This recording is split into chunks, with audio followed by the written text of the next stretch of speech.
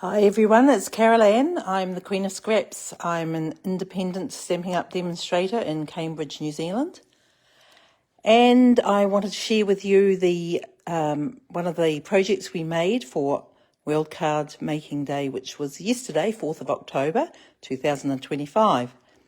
I haven't been doing any videos for some time, and I'm hoping this will be the start of some more regular postings. So,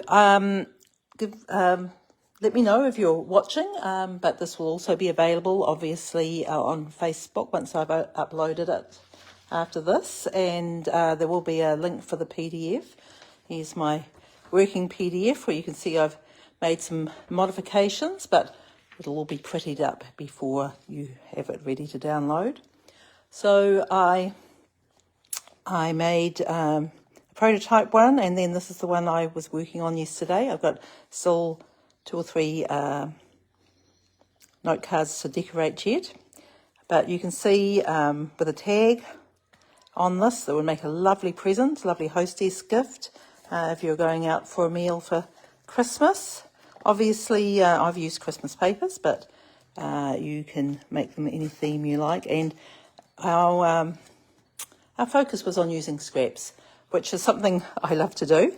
And so in the Make and Take yesterday, I gave quite a few different ideas about how you can use your scraps to make these up. And we made a number of cards. And you can see here, I've actually used the scraps from the Traditions of Christmas scrapbooking kit.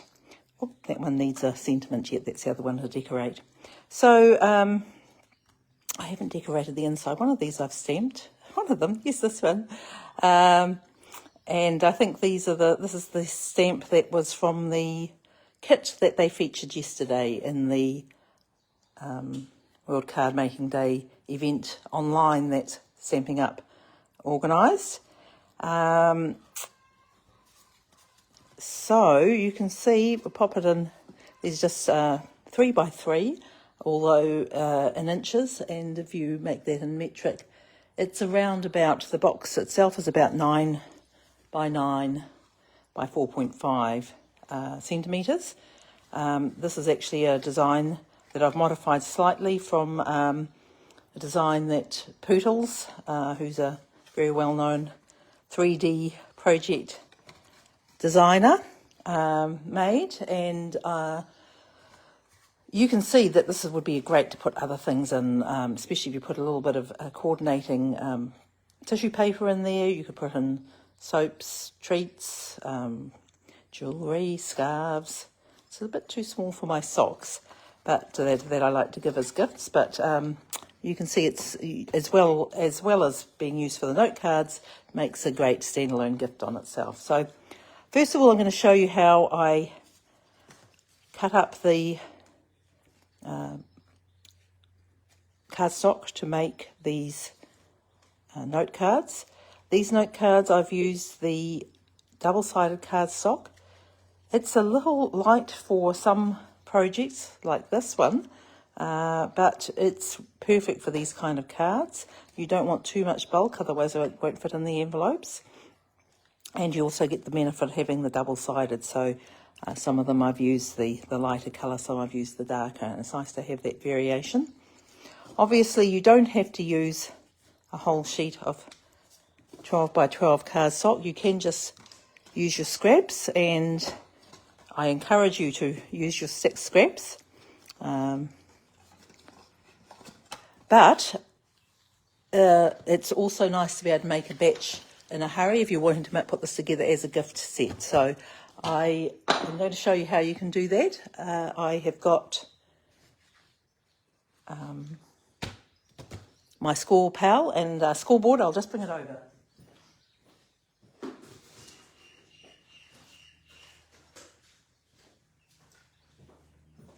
Now, obviously, you can do this on your trimmer because you've got a scoring blade on your Stampin' Up trimmer. But if you have a scoreboard available, I am going to, as this is 12 by 12 inches, it's easiest to score it if you use the metric, the non-metric, the imperial side. So, but I also in the PDF, I have got the instructions for metric, which is what I do prefer. Just makes more sense on this one because of the fact that this is 12 inches, which is 30.5 centimetres, is not the most perfect dimension to work in. So I'm scoring this at 3 inches and then at 9 inches. And then that's all the scoring. My goodness, that's not very much, is it? That was easy. Put that aside. And now I'm going to bring in my trimmer, and all we're going to do, so I scored it down this way. Now I'm going to turn it the other way around, and I'm just going to cut this. Oh, no, I'm not. I'm going to do it the same way that I scored it. I hope you can see those score lines there. So I'm going to cut at 6 inches. That's the 6 inch, so that's cut it in half.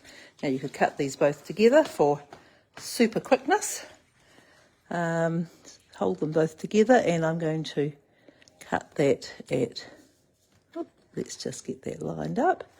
Cut that at 3 inches and slide.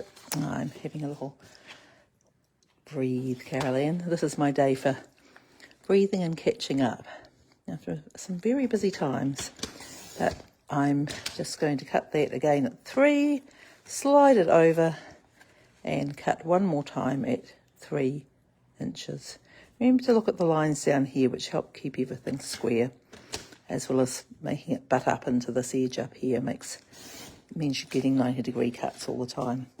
So simple as that. We have now got 8 card bases. But as I said, you can just cut this out of your scraps of cardstock. If you're doing that out of, if you're working in imperial, they'll be 3 inches by 6 inches. And if you're working in metric, which I usually recommend, and we are going to make them 7.5 by 15 centimetres and score them at 7.5. Okay, when I fold up my cards, just a little tip if you haven't already discovered this, you can use your scoreboard, but this edge here is fine as well. So I'm just pushing both edges up into that straight edge there, and that helps you get it folded up without any little overlap there, which can happen even if you are quite careful with your scoring. I don't know how it happens. It's a mystery, the mystery of paper. But we'll just burnish those and get all our card bases. But you can see, I won't go through that all here now, because I'm sure you can work out how to do that. Now, I am going to show you now how to do the scoring for the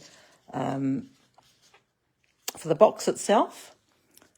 And I find that I've got my little sample here, but I don't have my piece of A4 card. So you do need an A4 card. Just bear with me one moment and I'll go and grab one. If you've got any ideas of what you'd like, which colour you'd like me to use, do let me know. I'll take it into account. Okay, well, here we go. I'm going to grab a fresh freesia. Fresh freesia is good to use in this case because it is a light colour, and light colours are easier to see. So I'm going to use light colours to make it easier for you. So first of all, can you see? Yes, it's all on. You're all on camera. I'm just going to line that up at 20 centimetres, and I'm cutting off, so that'll be a 1 centimetre strip.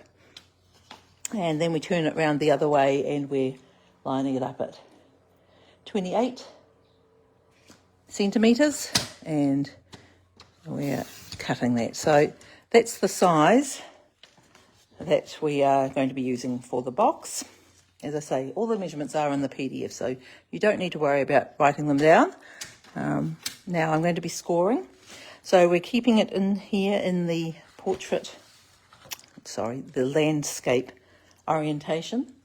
And I'm going to score on this long side at I'd like to put this back in the scoreboard. It's a really good way of keeping everything square, but we've got some funny measurements here, so it's a bit hard to use hard to use that. So first measurement, 9 centimetres, slide it across to 13.5, and then slide again across to 22.5.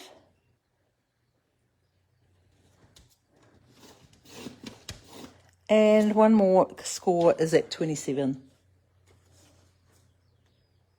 There we go, 27 centimetres. Now we're going to turn it the other way and we're going to score, that's actually going to be all glued, so you won't see that, don't worry. I don't know how it's got some water on it. It was raining at some stage earlier today. On the short side, we're going to score at 4.5. Again, just double check as you're going down that you've got everything perpendicular. So that's 4.5. Next one is 13.5. And the final one is 18 centimetres. Nope. Now, I don't know whether you've made boxes before. Let me know if you have. I'll try and look out for any comments. Hi, Grace. I see you're watching. Thank you. Hopefully we can craft together sometime soon. Okay, so this is the score. I'm actually going to burnish all those folds first off before I go on to the next part. And do use your bone folder to get a nice crisp edge here. Take a bit of time with the lining things up as you're doing the scoring and the burnishing, because it really does make a difference to the final product, and you'll be happier with the result. But to be honest, you can get away with a lot as well, I find. Okay, so I've burnished all those folds. Now we'd have to do some cutting away, and I have, let's put it up the same way as my sample. Now I'm going to write on here actually, because that might help you work out what's going on. This is going to be the front. I'm writing on here because I'm going to put something over the top of that. You'll never see that. So that is the front. And you have to cut away here. All these parts that I've marked are where you're going to do some trimming. So I'll put that to one side. Well, I can leave it there so you can see it maybe. I don't know whether that's helpful. And grab my scissors. There we go. So I usually start off with cutting up these bottom folds. So you'll see there is some thickness to the scoring. It's probably about 1 millimetre. So I usually cut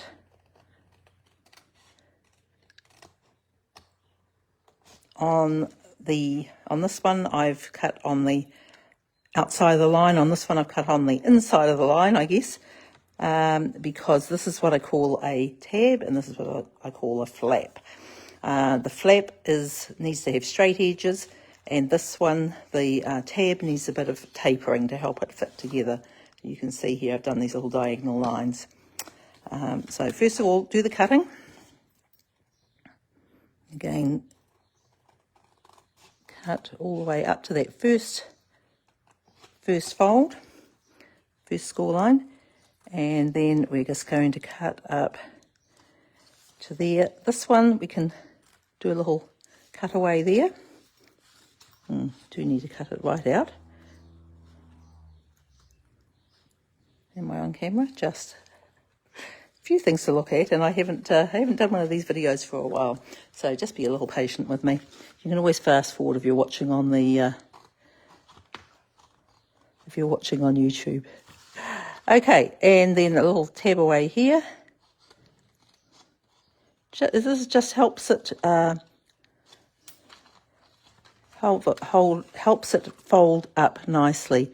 And if you're a dressmaker, it's kind of allows for what you call the turn of the cloth. It's really, I don't think there's a word for it in papercraft, but That's how I think of it, because I do so as well. So we're just taking little slivers off there so it helps it fold together nicely. So that's the bottom done. Now I'm going to turn it around and we're going to do a similar thing here. But we're going to cut all the way down to the second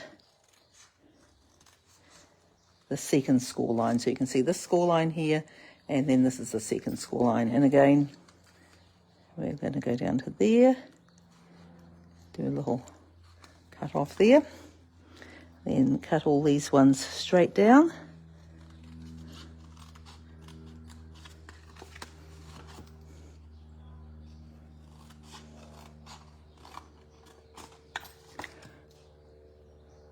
So I hope you let me know what you did for World Card Making Day.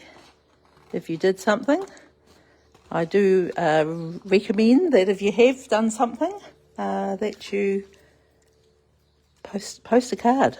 I try and make Monday my mailing day, so mail it Monday, and it's a great opportunity to get the cards in the mail. Reminds me to get them in the mail and send them to people, because, you know, that's what we're making them for, really, not just to store on our shelves. So we need to do some cutting out here. You can use your scissors, but I do like to use the trimmer, because you'll see. Oh, I didn't write on here. Let's just do as I say. Do as I say. Front. If I do it that way, it'll be up the right way. It might be clearer. This is the front. So the front, I need to cut out this whole piece here. So I'm going to tuck these other pieces under here so they don't get cut off, because we need all of those. Just line it up. Make sure that it's going to the trimmer blade is going to be able to run in the channel there, and it all lines up nicely. And we should just be able to go up to here and down to here, and a nice clean cut there. We also need to cut off, actually I'm just going to do these, I'm not going to do these on the trimmer, that's just being too fussy. We don't want to cut this bit though, that's the important bit to not cut, but we are going to cut off these tabs here, and these tabs here. That's on the line of the first score line there, or the last score line, depending on how you look at it. And just as we did there, see we took those little wedges out. We also want to take some wedges out of this. These ones you will see, so try and get them lined up, not and fairly symmetrical, but you know, I don't think anyone's going to complain if they're not. There we go, and this one here too. Right. Now, that's basically it. The only thing we do want to do is take a very tiny amount off here. It's a little tiny whisker. You want to take off enough that it will, like it's about 1 millimetre, honestly, no more than that. If you make it too much, the flat won't stay in place. But if you make it, but if you don't trim anything off at all, it'll be hard to close the box. So that just makes it easier. It makes it easier to close. I'll turn it up the right way so you can see what we're doing. Okay, so the next thing I like to do is put on this front panel. Obviously, you could put panels on all these sides here if you want to, but I think one on the front is probably enough for me. I'm going to... Now, if you have a piece of cardstock that has annoyingly got something stuck on it already, just make sure you stick that side down. So I'm going to trim up one of my scraps. As you can see, I've taken a scrap out of my scrap envelope. You might have seen how I organised my scraps the other day, and this mat is 8.5 by 8.5. So let's just cut that. 8.5 by 8.5.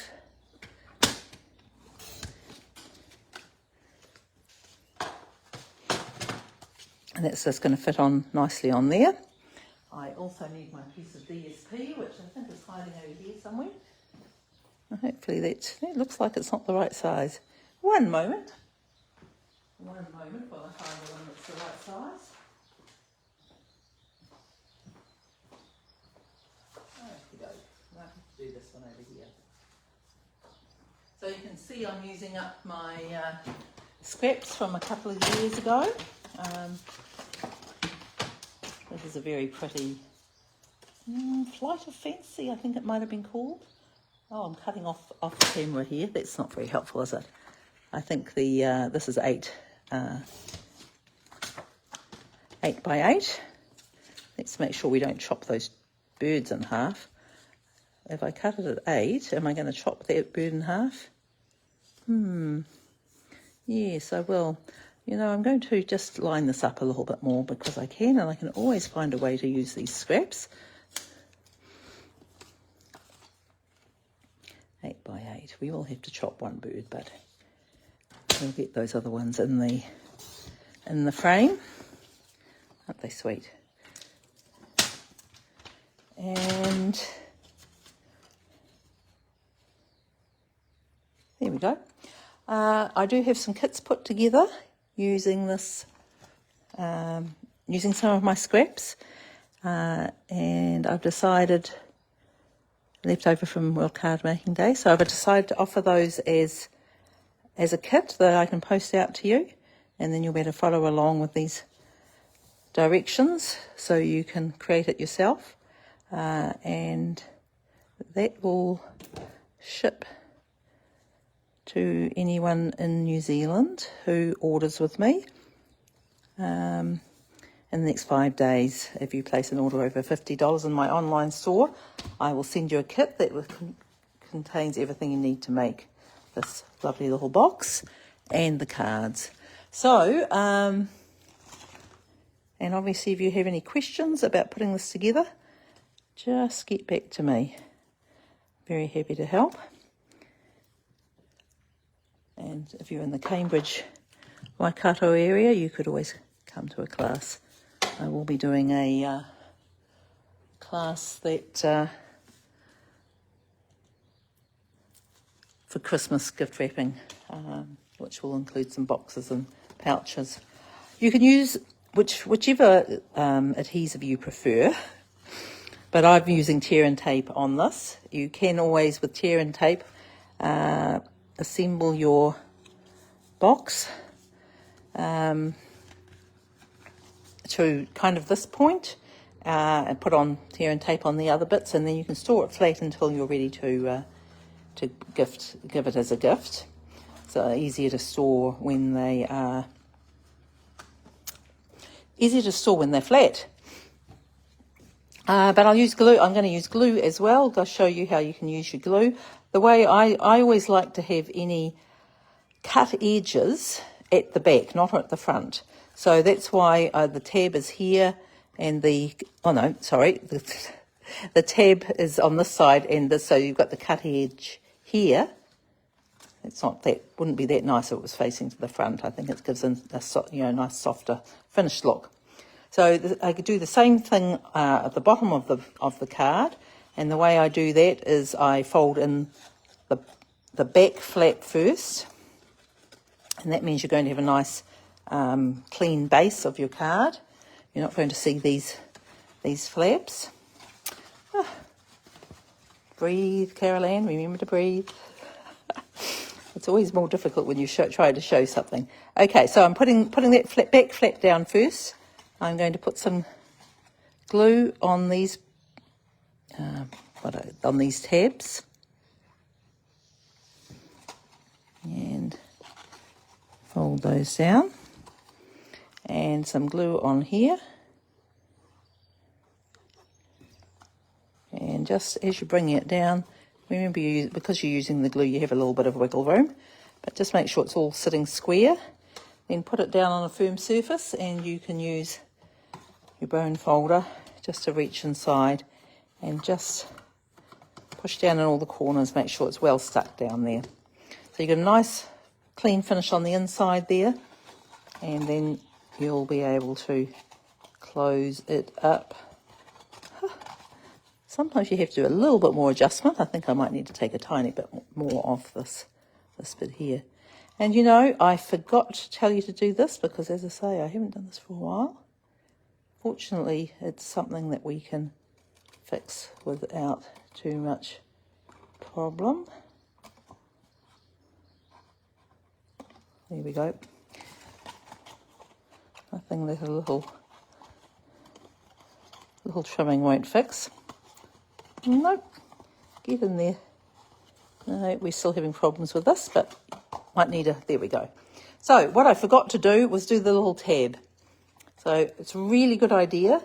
You can use any size, well, pretty much any size circle punch that you've got.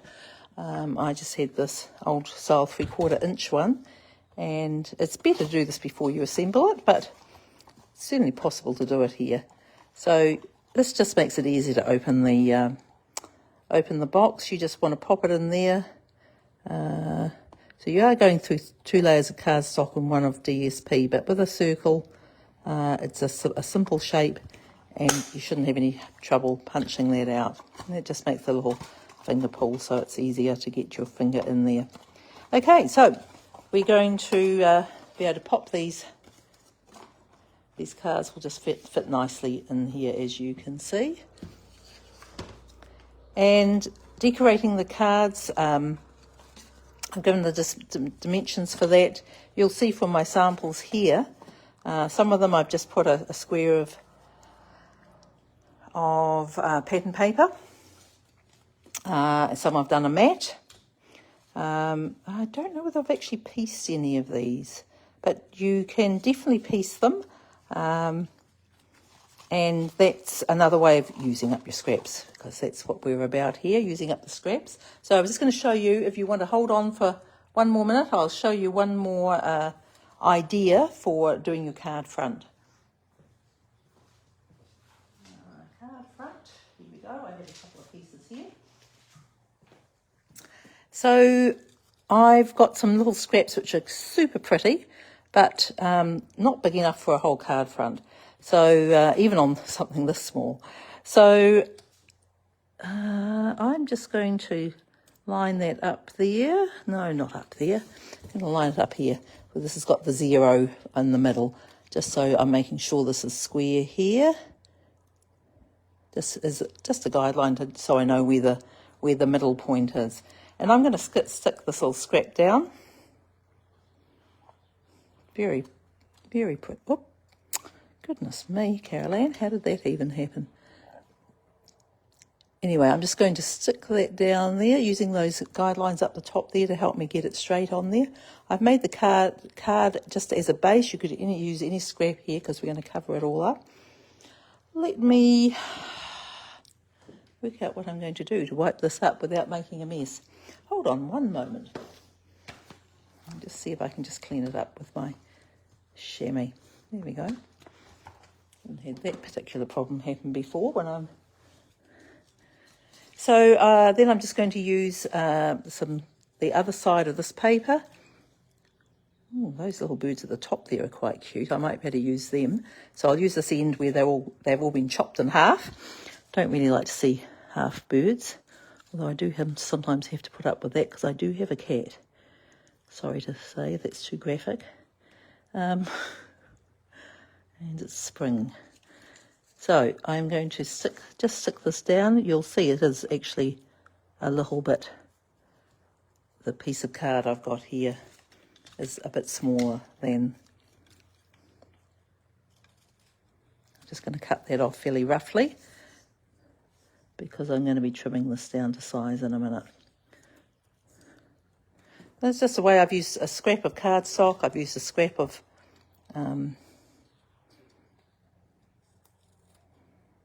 and I've used these very small scraps and made this cute little panel that will go on the front once I've trimmed it down. I'm just going to let that, I find it's easier to cut when the glue has had a moment or two to dry.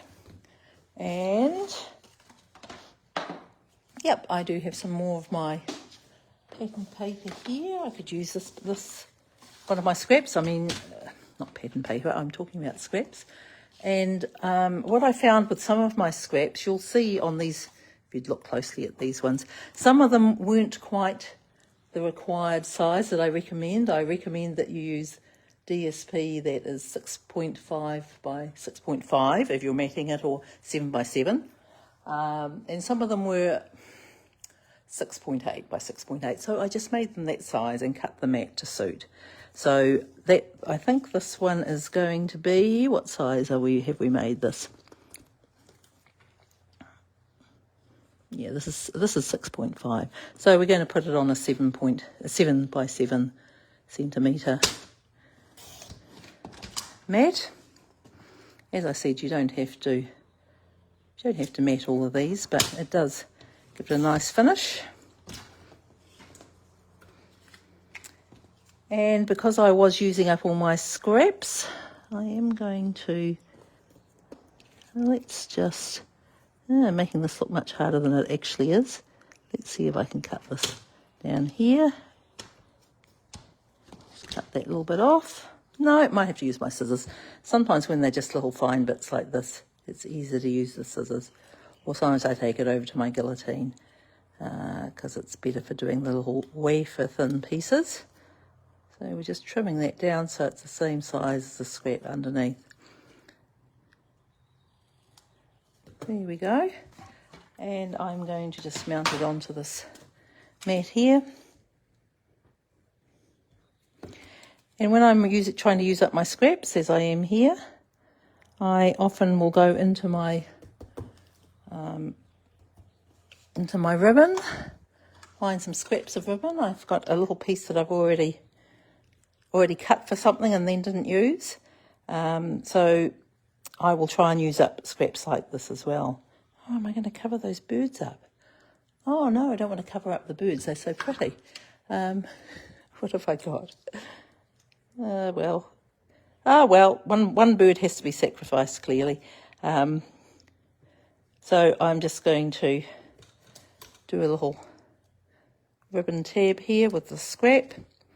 I like to use, remember not to use, don't mind me, this is just me looking for something on my desk, which is probably right in front of me.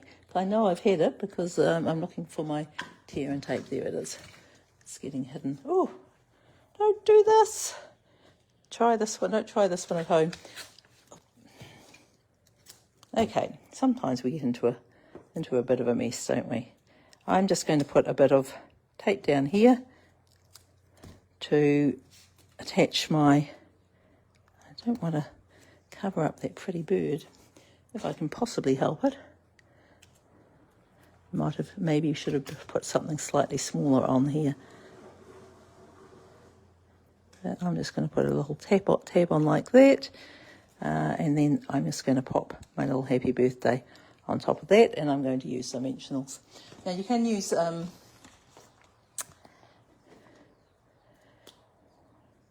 you can put a couple of layers on here, but don't go mad with your layers because otherwise they'll take up too much room. In the envelope particularly, the envelope is a snug fit, so this is probably getting as layered as you would want it to be. Okay, there we go. So I've used up some scraps, and then I'll often go in and find my oh, I haven't put this onto them. I haven't put it on the card yet. There we go. Let's put it on the card, and then we'll have a card finished. And these make lovely little love notes, little gift enclosures. Something you could just pop into someone's letterbox or include in a gift basket. And I make the same size little inserts to go on the front and on the inside there. And you can decorate them with more scraps if you wish. Okay, anyway, I think that's enough. Please ask any questions if you have them. I will be posting this on Facebook, YouTube, and with the PDF. And I hope that you enjoy making this as a gift or something for yourself. Okay, goodbye.